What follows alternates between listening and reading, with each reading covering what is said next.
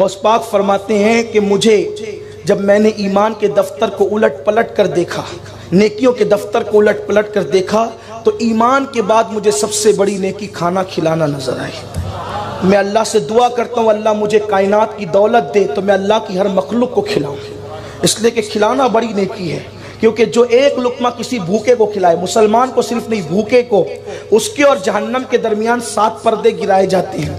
ایک پردے سے دوسرے پردے کا فاصلہ 1000 سال کا ہوتا ہے، یعنی ایک لقمے پر اتنا جہنم سے دور کر دیا جاتا ہے 7000 سال کے فاصلے پر۔ پیٹ بھر کے کھلانے پر کیا ہوگا؟ جو آج لوٹ مار کر کے کھا رہے ان کو پتہ نہیں ہے کہ کھانے کی فضیلت نہیں ہے، کھلانے کی فضیلت ہے، اس لیے کہ کھاؤ تو بدبو بنتا ہے، کھلاؤ تو جنت کا مزدہ ملتا ہے۔ اس لیے اللہ والوں کو کھانے کی فکر کم ہوتی تھی، کھلانے کی فکر زیادہ ہوتی تھی۔ اسی لیے آپ دیکھیں جس ولی کے آستانے پہ جائے آپ کو لنگر ہی ملے گا، کھلانے کا معاملہ ملے گا۔ غوث پاک کے یہاں لنگر، غریب نواز کے یہاں لنگر، صابر پاک کے یہاں لنگر، اور میرے صابر نے تو یہ شان کی 12 سال بھوکے رہ کر دوسروں کو کھلایا۔ اللہ اکبر! رہ کے فاقے میں غریبوں کو کھلانے والے ایسے ہوتے ہیں محمد کے گھرانے والے۔ لوگوں سے چھین کے کھانا تو سب کو آتا ہے، بھوکے رہ کے کھلانا کوئی حضور کے گھرانے سے سیکھے۔ یہ صابر پاک نے کیا ہے۔ اللہ اکبر!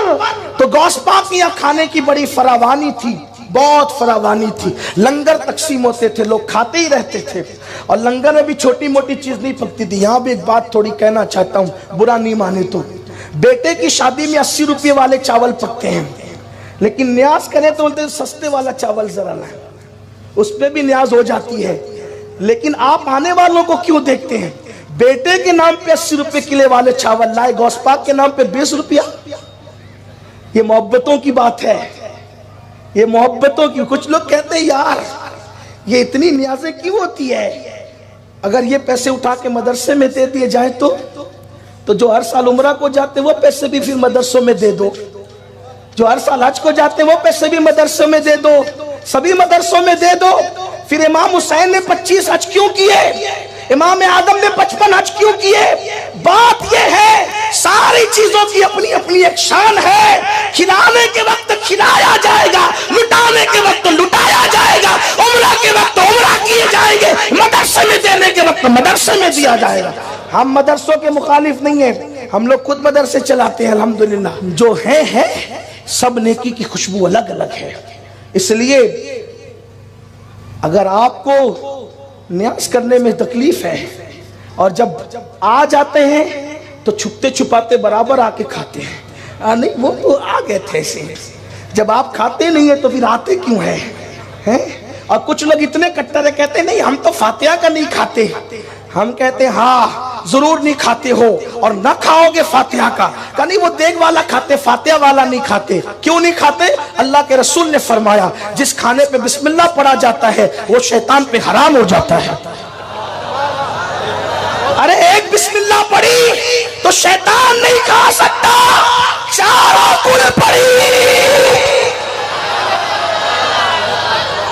آگے نہیں کہوں گا اس لیے کہ آج کل کے حالات کا بھی خیال کرنا ہوتا ہے۔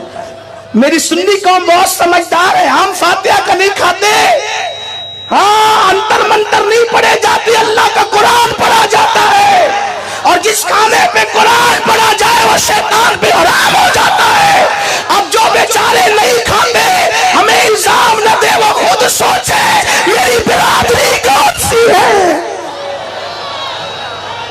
میں کوئی چھیڑ چھاڑ کی بات نہیں کر رہا ہوں، لیکن لوگ ہمیں زخم دیتے ہیں، لوگ ہمیں صدمہ دیتے ہیں۔